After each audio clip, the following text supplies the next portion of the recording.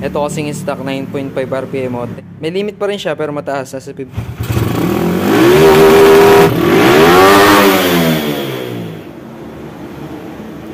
What's up mga tol? Papalit ako ngayon ng Racing CDI. Ito yung brand niya, Shower Racing CDI. 6-pin lang to.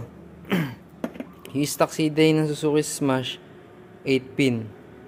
Nag-convert lang ako ng 6-pin na socket para maikabit to. Subukan natin, tignan natin kung nagbago yung RPM natin. Ito kasing stock 9.5 RPM o 10k RPM yata. Tapos ito no, limit na to. May limit pa rin siya pero mataas, nasa 15,000 RPM limit yata ng mga Racing CDI.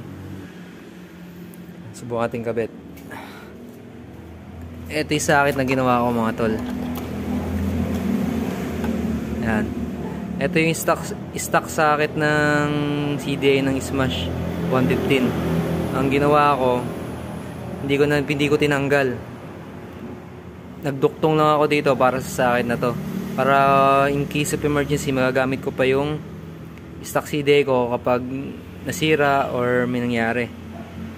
So, ito yung socket ng Racing CDI. Ito yung socket ng stock CDI. Testing muna natin ilagay yung stock CDI kung hanggang saan yung RPM limit nya. Wait natin.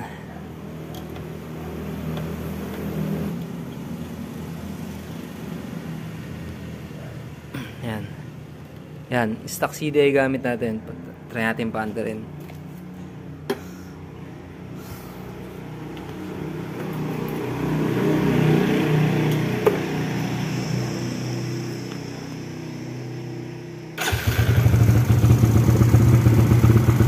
Painitin muna natin.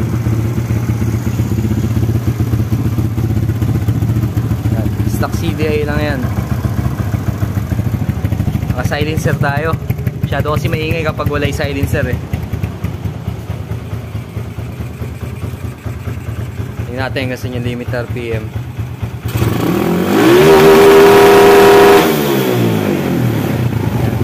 Hanggang doon lang yung RPM limit nya. Cold start pa. Lamig pa yung makina. Nakita nyo ba hanggang saan yung limit? Hanggang dito lang. 9.5k RPM bago mag 10. Testing natin yung Racing CDI naman.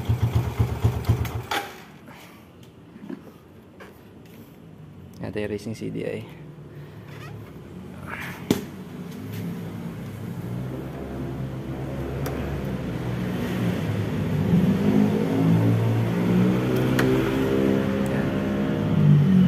Nabit natin tong Racing CDI.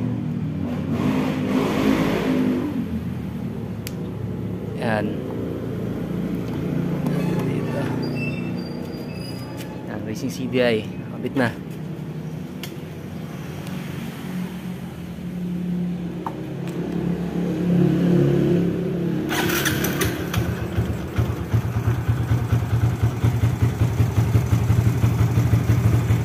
Painitin natin muna ng konti.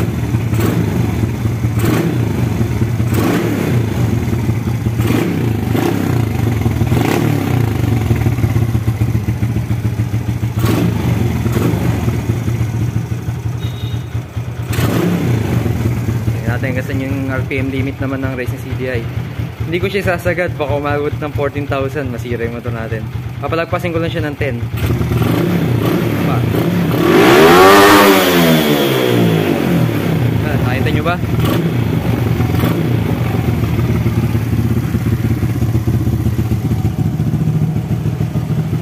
Natin konti minara. Nakita nyo ba hanggang saan yung limit? Tumaas na. Stock CDI saka Racing CDI. Ayan, may ilaw yan. Kapag ni-rev nyo, yung ilaw mag-blink-blink.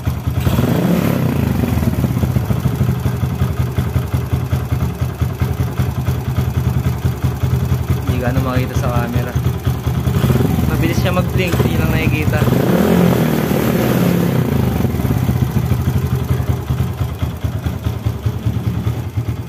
Tapos nagpalit na rin pala ako ng sprocket.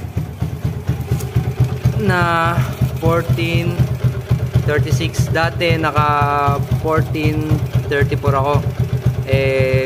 Inisip ko palit ako ng 1436 para ma-maximize niya yung RPM sa 4th gear, para madala pa niya sa 10,000 o 11,000 RPM sa 4th gear. Yun lang mga tol.